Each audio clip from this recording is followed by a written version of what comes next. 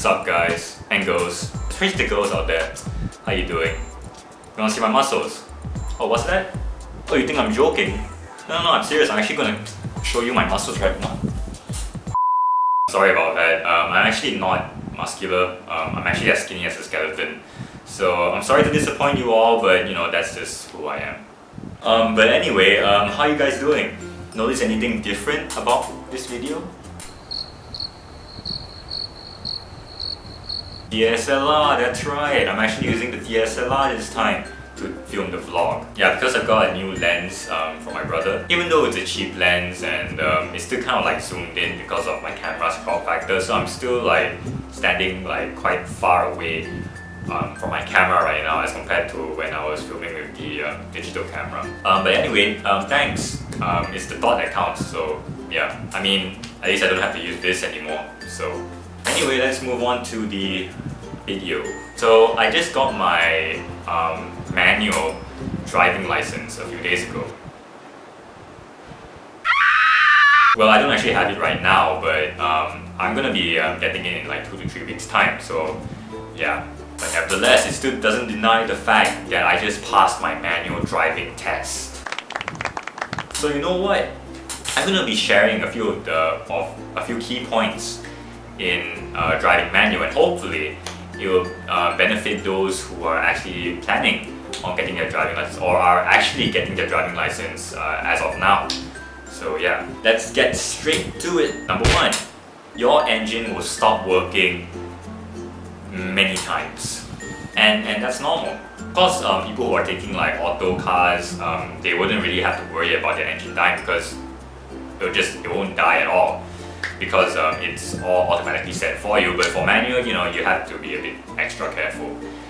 Usually when your engine dies in a manual car, it's usually caused by lifting up the clutch too fast, or not giving the car any gas while you're lifting the clutch, which will also cause it to your engine to stop working. Or in other words, your car would stall. There's another term for it. It's called stalling. But you know, it pretty much takes a lot of practice to actually master getting a feel for the clutch, as well as just moving forward, for that matter. Because moving forward, you know, according to a lot of people, is actually the hardest part of driving manual.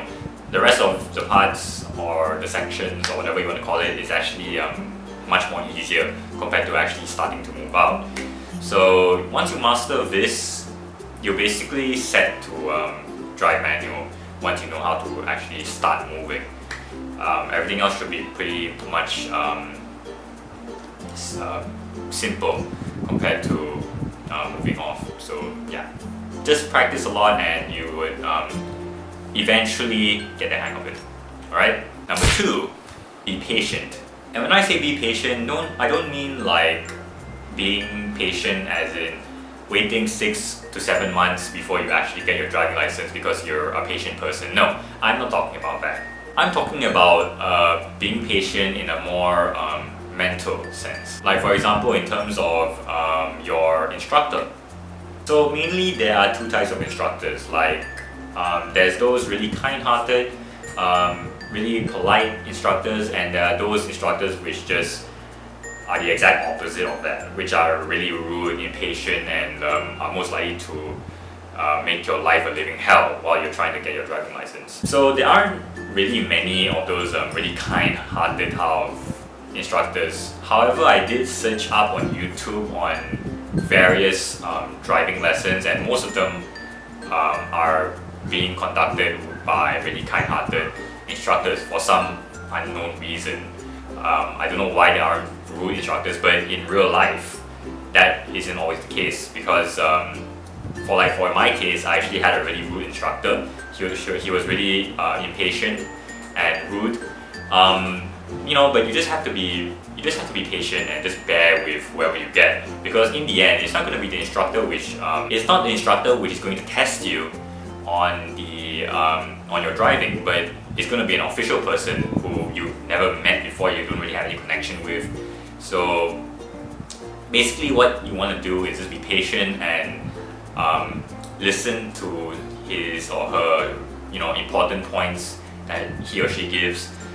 so that you get to ace your test. It doesn't really matter if you know them on a personal level or you're not best friends with the instructor and stuff like that. It doesn't really matter. You just need to know your facts and your skills that you need to tackle the test once you do take the test. So yeah. Number 3, be independent. So being independent is definitely something which is inevitable. It's inevitable. You have to be independent when you learn how to drive.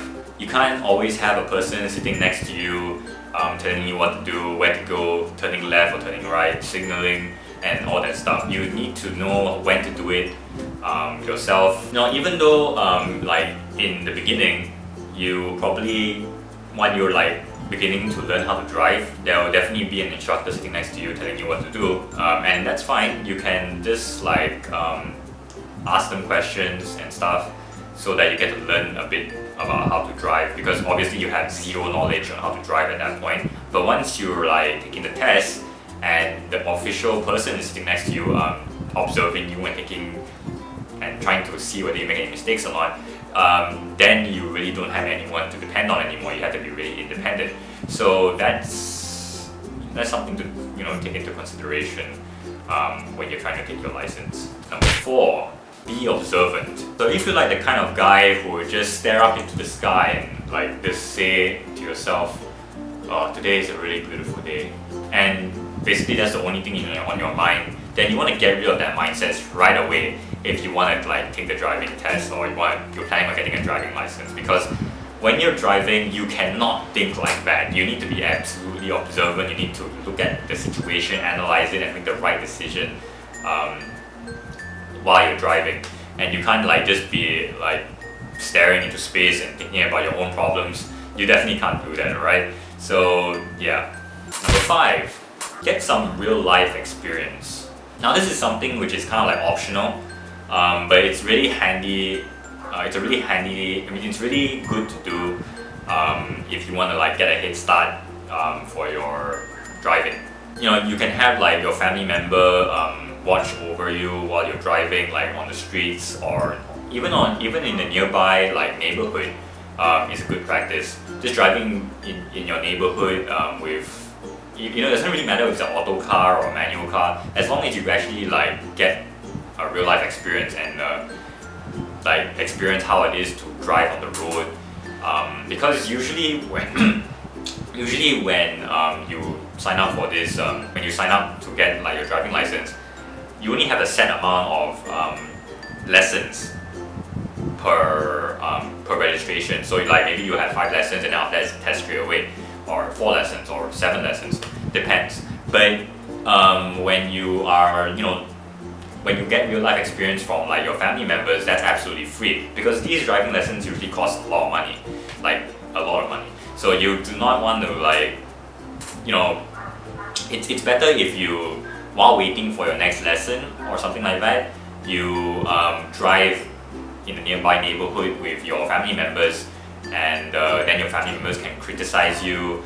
Obviously, it's constructive criticism, so that you get like a more better feel of driving as compared to like just waiting for lessons or waiting for the test, doing nothing and just like maybe thinking in your mind how it's gonna play out. It's better if you actually get some real life experience before you actually while you're learning how to drive. So yeah. Number 6, get rid of your feeling of being nervous. So if you're like me, I was really nervous during the day before I was actually taking the test. So what I would do usually is I would usually exercise like before I actually do the test.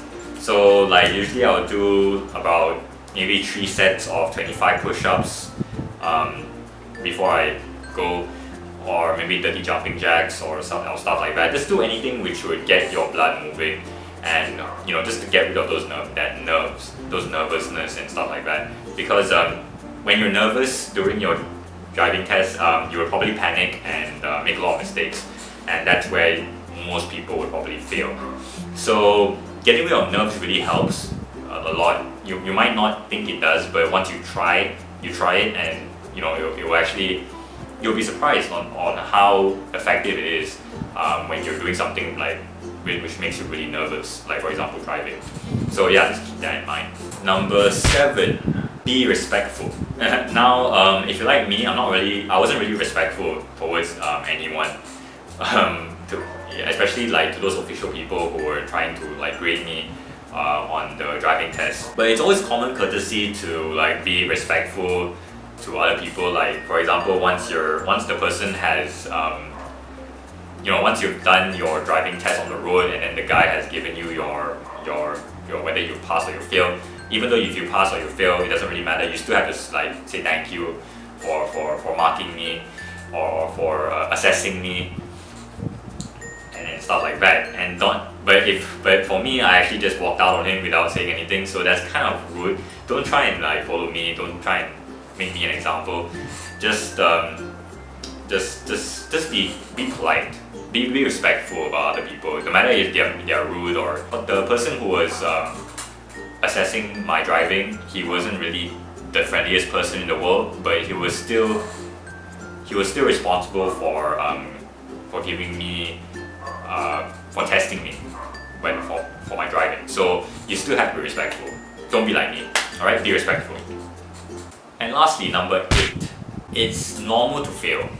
Like take me for an example. I failed my pre-test. It's not even the actual test. It's the test before the actual test, and I failed that. And just because I failed that, my father had to fork out an extra few ringgit, like about 60 ringgit or something, just for me to resit the pre-test.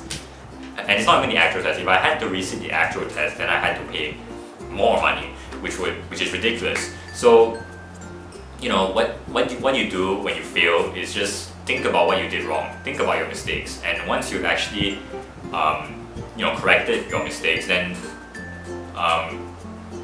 you shouldn't have any problems on the actual test itself. Once the day comes, because you've already corrected it, you're confident.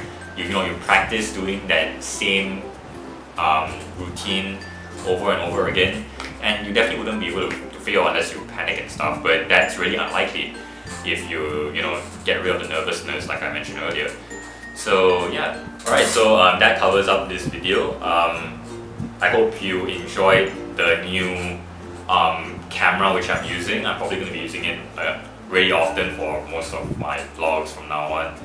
And I just want to wish good luck to anyone who's trying to take the driving test or are just planning on getting the driving license. Yeah.